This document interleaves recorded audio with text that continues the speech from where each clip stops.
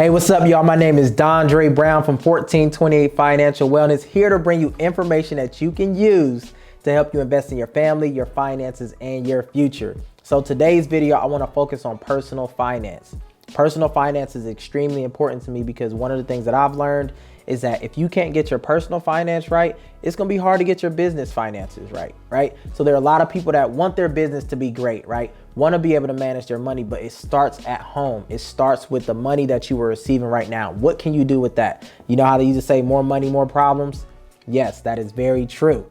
But if you can learn how to manage the money that you have now, it allows you to develop the skills, the habits, the motivation, and the concentration to expand your money as you start to progress in your business and your lifestyle, etc. So what I want to do is I want to show you some apps that I personally use that helps me maximize my ability to manage my personal finances.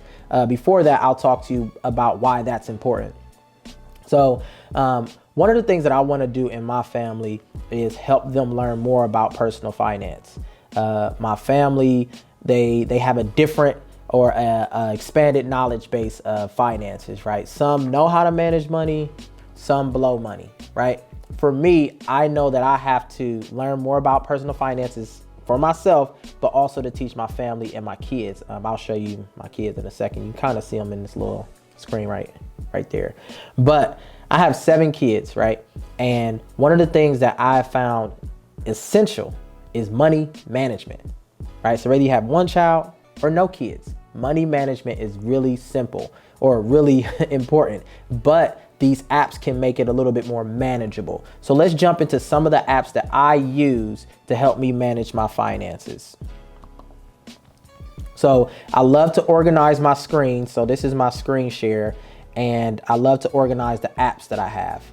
So for me, some of the things that I have found to be really important in the apps that I have are ones that are user-friendly, right? So when we use apps, we want them to be user-friendly. We want them to be easy to manage. And for me personally, I want them to be in one space. So that's why you see my screen with my apps. I have my side hustle apps. I have my social media apps. I have my personal finance apps. I have my business apps and my investing apps. If you look at my screen, some of them are in the same places. Like for example, my email are in basically all of them, but I'll explain why in my other videos.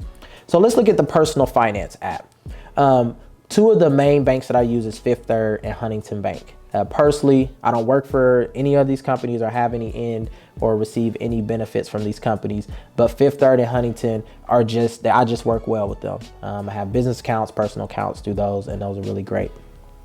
The other app is EveryDollar, right? Personally, I love to manage my finances on paper still because I believe that there's more intentionality on making sure you have things on paper and then confirming them through electronic means, and I'll go in and explain how I do that as well. But EveryDollar allows you to track literally every dollar. I think that's personally dope because when we think about where our money's going, right? Think about when you get paid. Sometimes you don't know where your money went, right? I tell people, speak for your money. If you don't, something or someone else will. It could be a toy, it could be a child, it could be some food, it could be a commercial.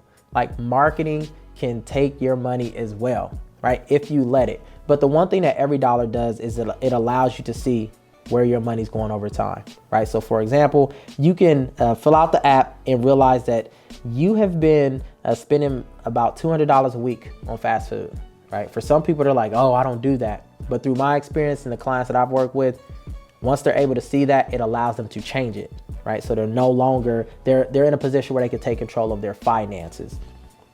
But another thing I have in my personal finance and banking section is Samsung Notes.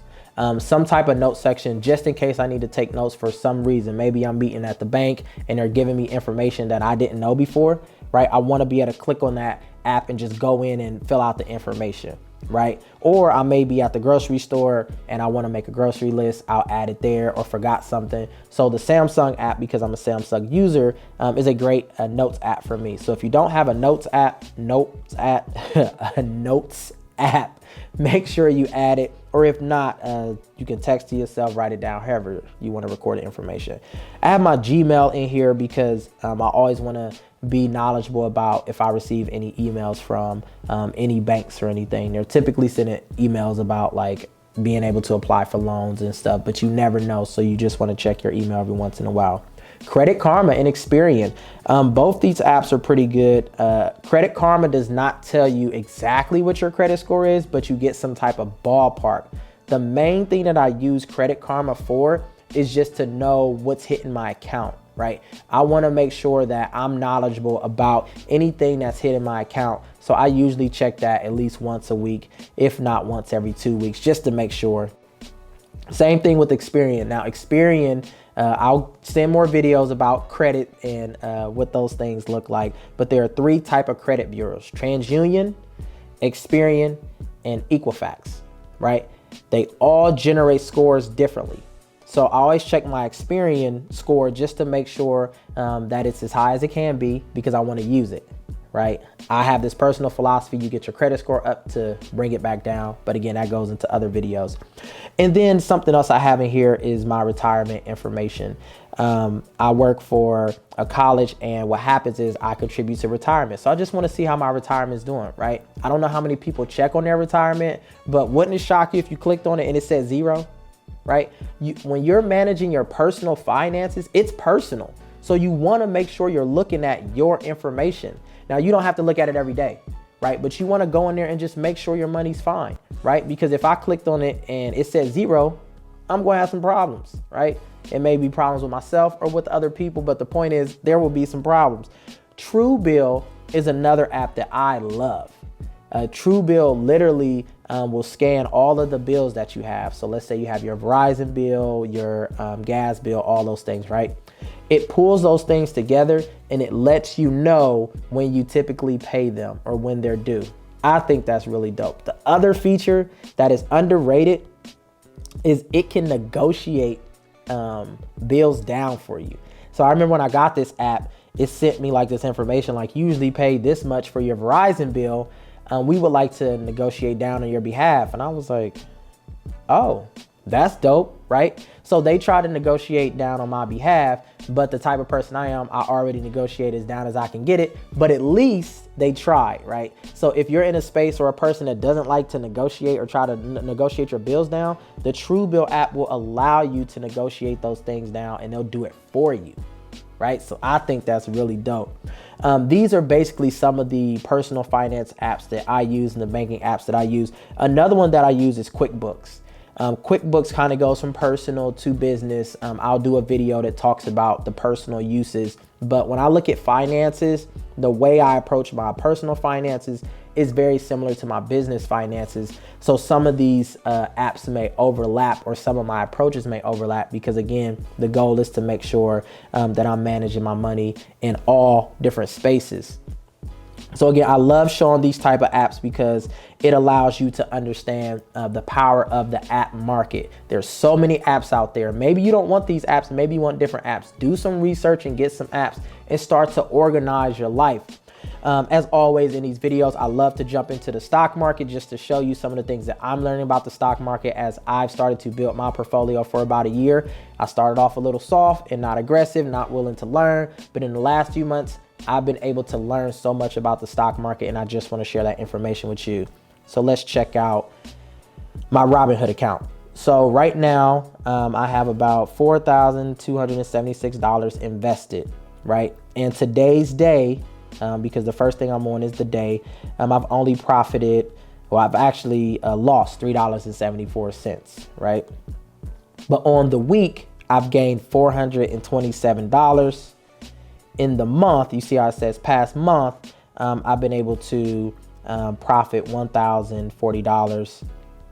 Last 3 months, $1,073. And then the last year, $994. A piece of information that I would like to give about investing is investor mindset. When I first started investing, I wasn't serious about it, and I was just listening to the trends and what people were saying, right? Though those things are good, you have to take some ownership in learning it for yourself, especially through Robinhood. Using Robinhood puts all the decision making in your hands. You don't have someone telling you what to do with your money, right? You have to be the person that does that. So in one of my videos, I'm going to show you the investment apps or the investing apps that I've been able to use that helps me invest more in the market and receive a profit.